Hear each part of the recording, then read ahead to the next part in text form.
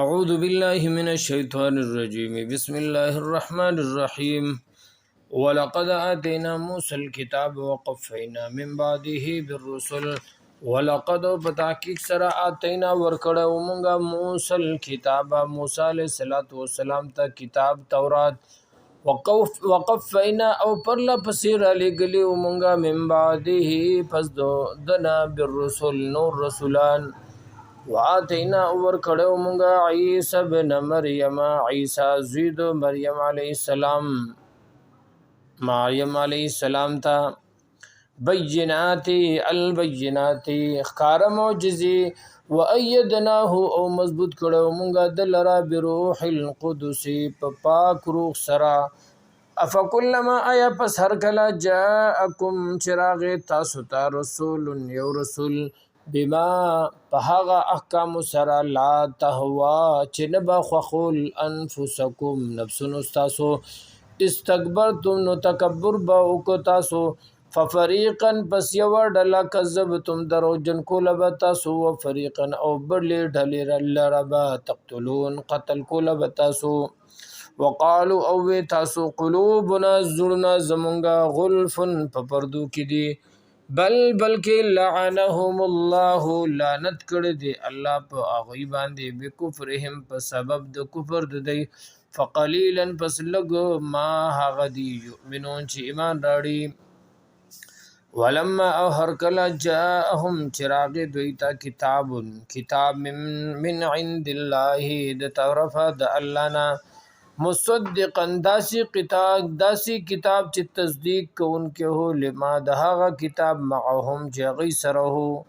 وکانو او دی من قبل مخکې د دینه یستفتحون چې مدد به غوښتو دختاینا علی الذین په مقابله دها کسانو کې کفرو چې کفر کړو فلما پسر کلا جاءهم چراغ دویتا ما هغا عرفو چو پی جندو دی کفرو به نو کفر کو انکار کو پاغی سرا فلعنت الله پس لعنت د الله دی علی الکافرین بکافرانو باندې بیسما ډیر بد دی هغه اشتراو چې خرڅ کو دوی به پاغی سرا انفسهم نفسون خپل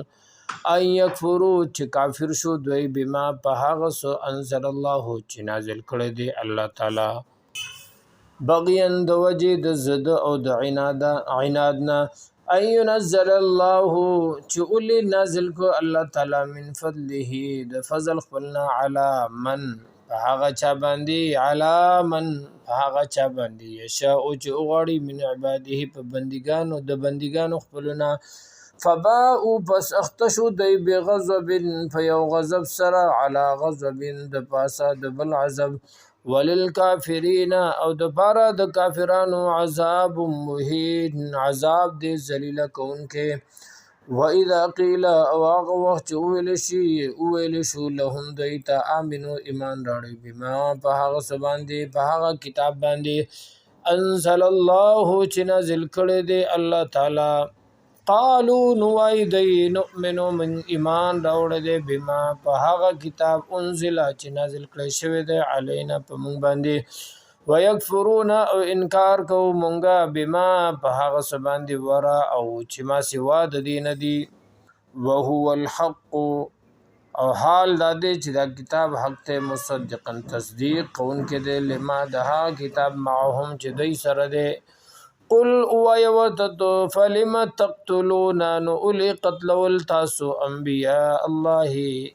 نبیان د الله من قبل مخکد دینا ان کنتم مؤمنین کوي تاسو مؤمنان ولقد بتحقیق سره جاءکم راغل